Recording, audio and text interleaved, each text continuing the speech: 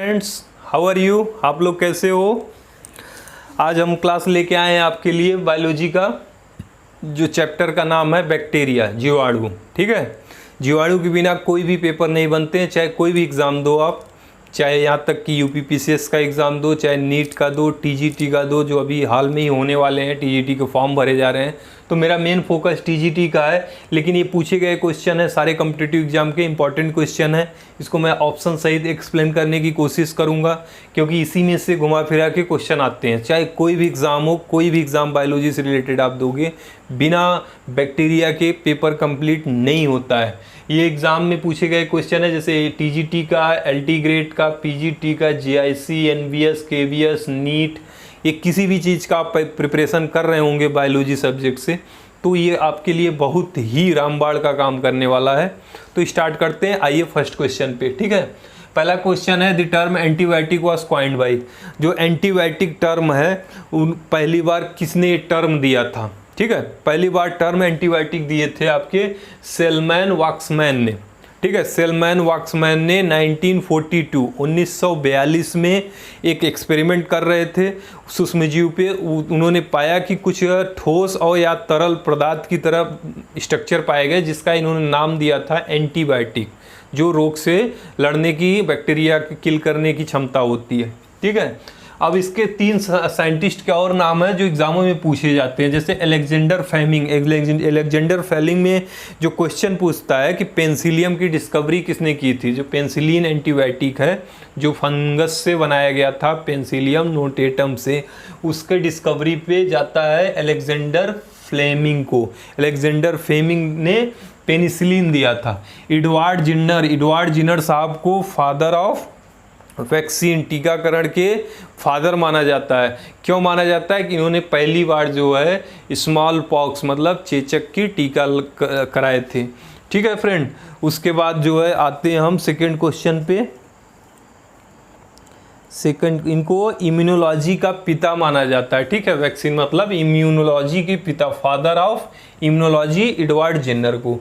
Second question है, proteoglycan is a major cell wall component.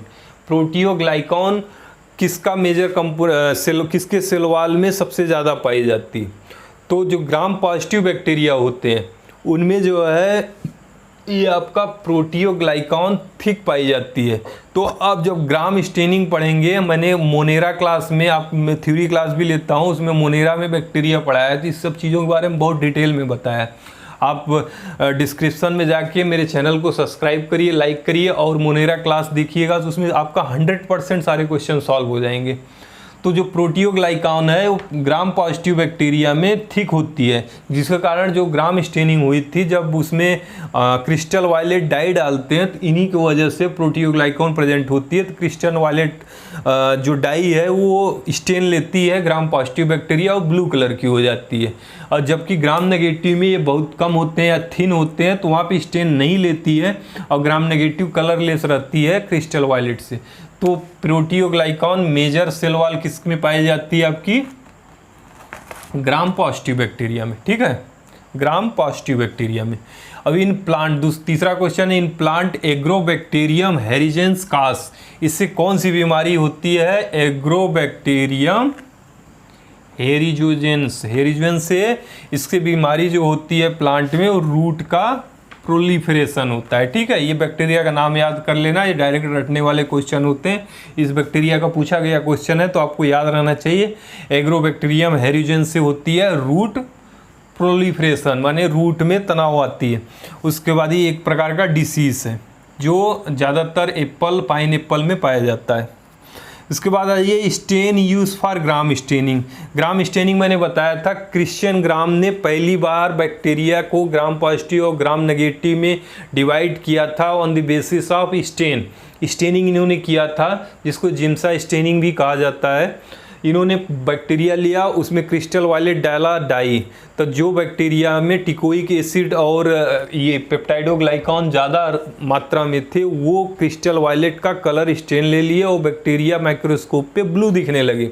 उन्हीं को इन्होंने ग्राम पॉजिटिव में रखा, और जो कलरलेस रह गए उन्होंने बाद में फिर उनमें सैफरीन डाला। येलो रेड कलर की पिगमेंट, तो वो रेड कलर जो है ग्राम नेगेटिव बैक्टीरिया स्ट्रेन हो गए तो उन्हें ग्राम नेगेटिव में रखा गया, जो कि ग्राम पॉजिटिव में रेड कलर पिंक कलर नहीं शो हुए, वो क्रिस्टल के वायलेट मतलब ब्लू कलर ही बने रह गए। तो ग्राम स्टेनिंग जो है किसके लिए यूज, कौन सी डाई इसमें यूज हुई थी, आपकी क्रिस्टल वायलेट यूज हुई थी।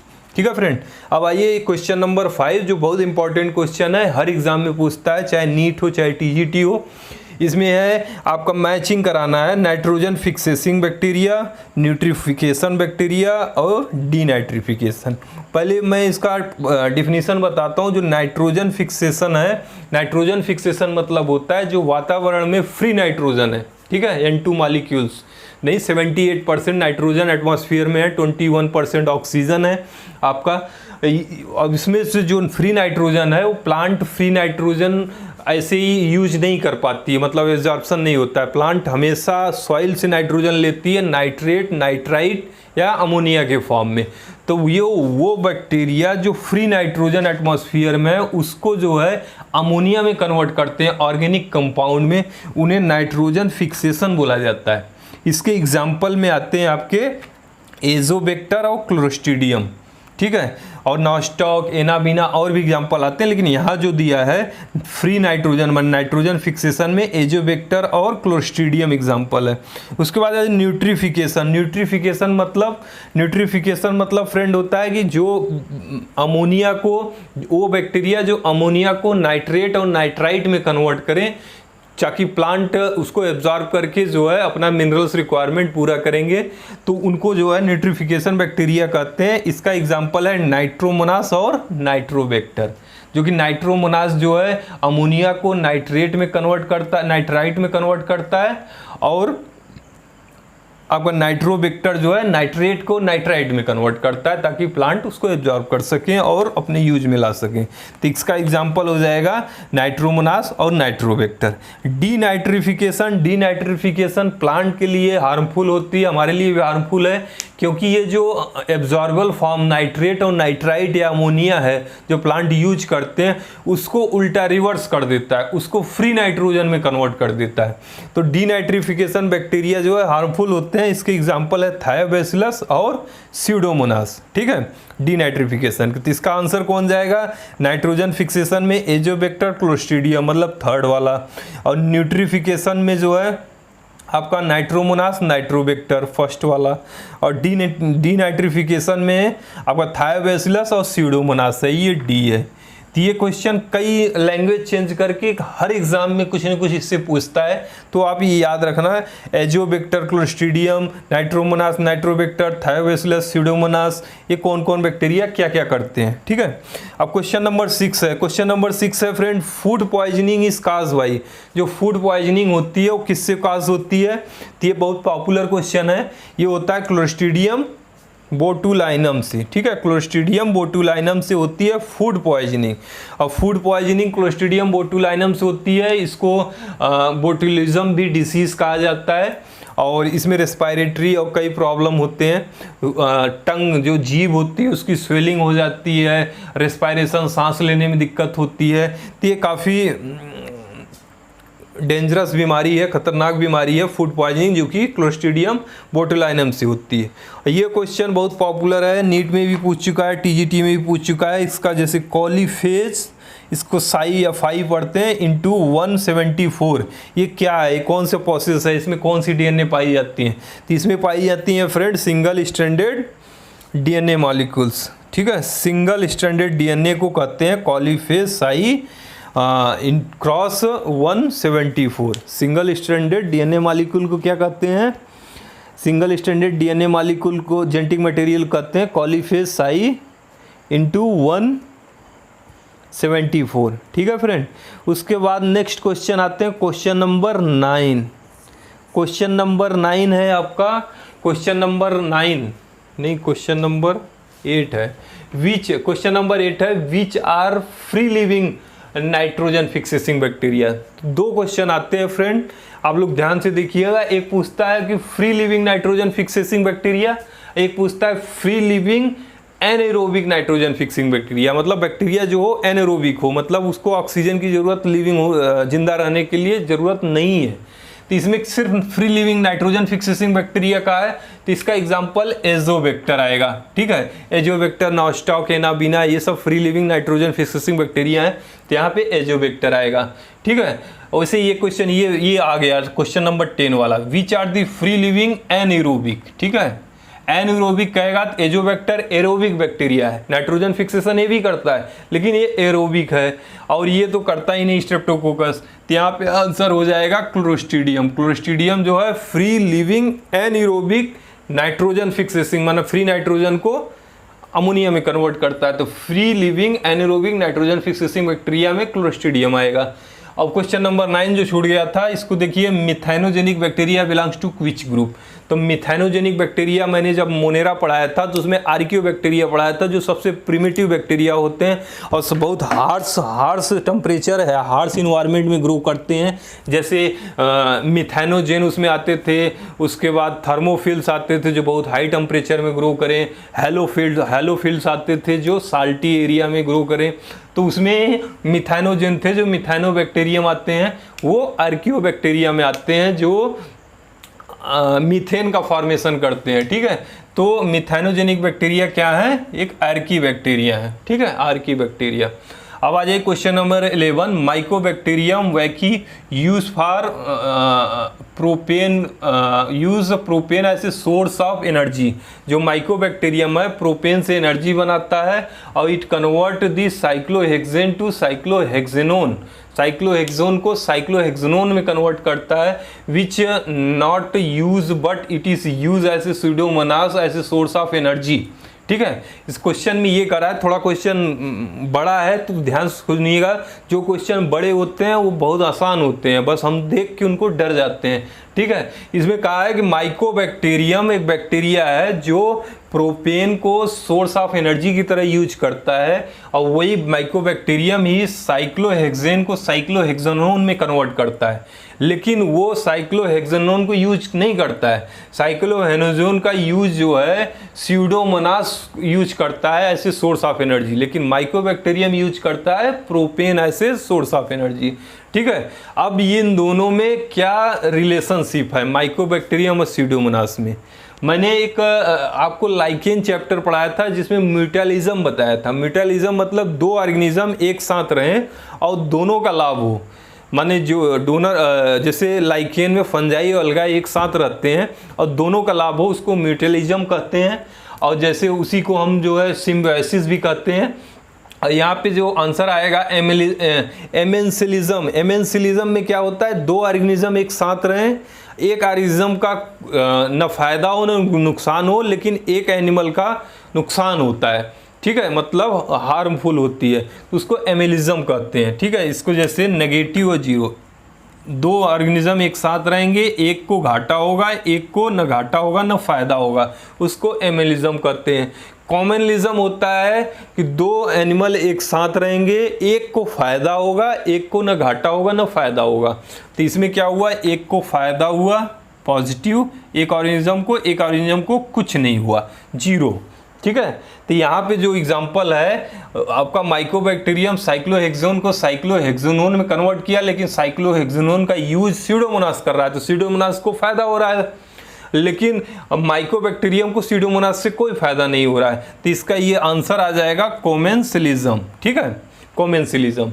सिनर्जीड में क्या होता है, दो ऑर्गेनिज्म एक साथ जब मिलकर रहते हैं तो कोई पॉजिटिव इफेक्ट दोनों को आता है, उसको सिनर्जीड कहते हैं। म्यूटुअलिज्म मैंने लाइकेन का एग्जांपल बता दिया कि दो ऑर्गेनिज्म एक साथ रहते हैं और दोनों का एक दूसरे से फायदा हो तो उसको म्यूटुअलिज्म कहते हैं।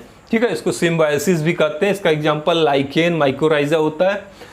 अब आ जाइए question number 13, bacteria bearing a tuft flagella on both poles are called as. अगर दोनों पोल पे फ्लैजिला पाए जाए बैक्टीरिया के तो उसको क्या कहेंगे। तो फ्रेंड मैं यहाँ कुछ डायग्राम बना के समझाने की कोशिश करता हूँ। ये फ्लैजिला का भी क्वेश्चन बहुत बार पूछा गया है, कई एग्जामों में पूछा गया है। ठीक है, कई एग्जामों में पूछा गया है, तो इसलिए मैं सोच रहा हूँ इसको थोड़ा सा एक्सप्लेन किया जाए। तो फ्लैजिला किस जगह पे पाई जाती है उसके आधार पे उसको नाम दिया गया है। जैसे ये आपका बैक्टीरिया है, ठीक है, ये बैक्टीरिया है तो इसमें फ्लैजिला एब्सेंट है तो इसको कहते हैं एट्राइकस। एट्राइकस,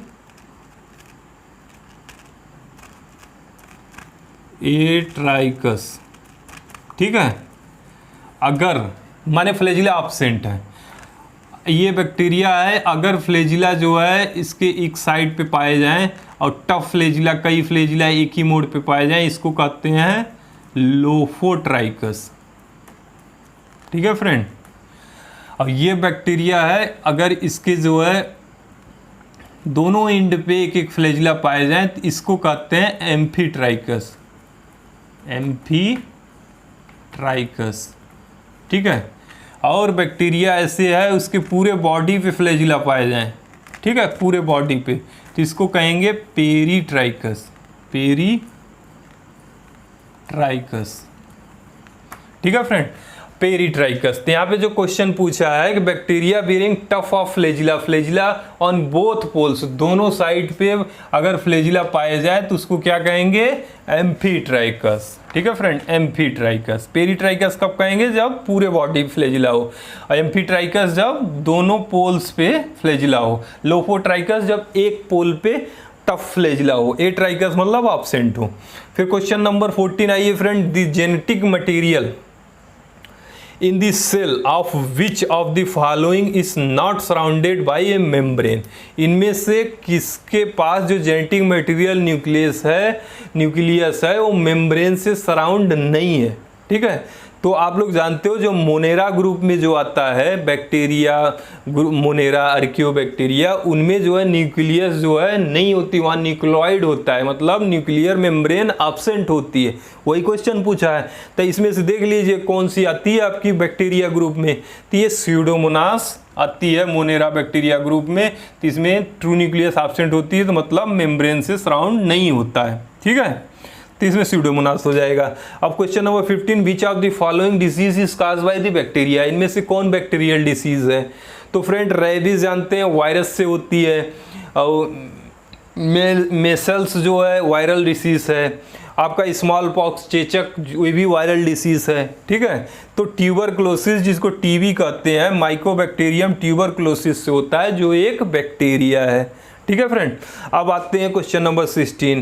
क्वेश्चन नंबर 16 है, an autoclave is use as, autoclave एक मशीन होती है जिसमें स्टरलाइजेशन के लिए यूज होता है। स्टरलाइजेशन मतलब किलिंग दी पैथोजेन, जितने भी पैथोजेन हैं, माइक्रोब्स हैं, बैक्टीरिया, हार्मफुल प्रोटोजोअन्स, जो भी माइक्रोब्स हैं, स्पोर्स हैं, वो सब किल हो जाते हैं कोई भी इंस्ट्रूमेंट जो है अगर ऑटोक्लेव में दें। ये फ्रीज जैसा एक बड़ा सा मशीन होता है जिसका टेम्परेचर भी हायर, अगर बहुत टफ क्वेश्चन बनाए तो पूछता है, नहीं तो नहीं पूछता है। इसमें टेम्परेचर 121 डिग्री सेंटीग्रेड रखते हैं, 15 मिनट 15 मिनट के लिए रखते हैं ऑटोक्लेव में, और जो प्रेशर होता है वो 15 pds होती है, ठीक है। 121 डिग्री टेम्परेचर पे 15 मिनट के लिए रखते हैं ऑटोक्लेव। ऑटोक्लेव में क्या होता है, स्टरलाइजेशन होती है, killing of pathogen and spores, इसमें किल हो जाते हैं। Question number 17, which is not true about bacterial cell wall, bacterial cell wall के लिए क्या सही नहीं है, ठीक है। इसमें गलत मतलब आपको क्या गलत है ये बताना है। तो क्या गलत है इसमें, it is made up of mucopeptide, bacterial cell wall mucopeptide present होते हैं, सही बात है, तो ये आंसर नहीं होगा, ठीक है। फिर है, it gives shape to bacterial cell, सही है, बैक्टीरियल सेल को शेप देने में मदद करता है cell wall. It is not antigenic, तो ये it does not have cellulose, it does not have cellulose, ठीक है, it does not have cellulose. तो बताइए फ्रेंड इसमें से जो आंसर जाएगा, इट इज़ नॉट एंटीजेनिक, ठीक है। तो सेल वॉल एंटीजेनिक होती है, मतलब प्रोटेक्शन प्रोवाइड करती है, तो ये आंसर जो है आपका यहाँ पे आएगा, which is not a bacterial cell wall. फिर आते हैं question number 18 friend. Question number 18 है, which disease cause by the bacterial pathogen, bacterial pathogen से कौन सी डिसीज होती है। तो ये fire blight of potato, fire blight of apple, ये एप्पल और पाइन एप्पल में और पियर्स में ये डिसीज होती है, तो ये जो है आपका बैक्टीरिया से होती है, फायर ब्लाइट ऑफ एप्पल। बाकी जो डिसीज दिए हैं मैक्सिमम जो है फंगस से होती है, फंजाई ग्रुप से। तो फ्री ब्लाइट ऑफ एप्पल जो है बैक्टीरियल डिसीज है। फिर क्वेश्चन नंबर 19 है, bacterial conversion of ammonia to nitrogen. Ammonia से फ्री नाइट्रोजन में मैंने बताया था नाइट्रेट, नाइट्राइट या अमोनिया को नाइट्रोजन में कन्वर्ट कर दे, उल्टा कर दे, तो उसको क्या कहते हैं फ्रेंड, उसको कहते हैं डी नाइट्रिफिकेशन। देखिए यही एक ही मतलब 1 साल का मैंने पेपर लिया है बैक्टीरिया का, उसमें कई एग्जामों में ये क्वेश्चन देखिए डी नाइट्रिफिकेशन यहाँ से रिपीट हुआ है, आपका ये नाइट्रोजन फिक्सेशन रिपीट हुआ है। तो ऐसे कई क्वेश्चन रिपीट हुए हैं, सिर्फ लैंग्वेज बदले गए हैं, बाकी क्वेश्चन वही रिपीट हुए हैं। फिर लास्ट क्वेश्चन आज के क्लास में पढ़ते हैं friend, which disease is cause by the bacteria, इनमें से कौन सी डिसीज है जो बैक्टीरिया काज करती है। ये सेम ऊपर वाला क्वेश्चन रिपीट हो गया है, ठीक है। तो इसमें स्मॉल पॉक्स बैक्टीरिया से होती है, वायरस से होती है, रेबीज भी वायरस से होती है, मेल्स भी वायरस से होती है। रेबीज जानते ही आपको वायरस से होती है, और टीबी जो है बैक्टीरिया से होती है, माइकोबैक्टीरियम ट्यूबरकुलोसिस से टीबी होती है। तो फ्रेंड ये सब इंपॉर्टेंट क्वेश्चन है। अगले क्लास में हम फिर कुछ और अच्छे क्वेश्चन फिल्टर करके लाएंगे और ऑप्शन सहित उसको सॉल्व कराएंगे, ताकि कोई भी एग्जाम दो आप जीवाणु से क्वेश्चन बनते हैं तो आपका कभी गलत ना हो। मेरी तरफ से पूरी कोशिश रहेगी। आप लोग हमारे चैनल को सब्सक्राइब करिए, लाइक करिए। मेरे चैनल है biology study by doctor JK, और हमारे वीडियो को कमेंट कीजिए, लाइक कीजिए, सब्सक्राइब करिए। Okay friend, thank you.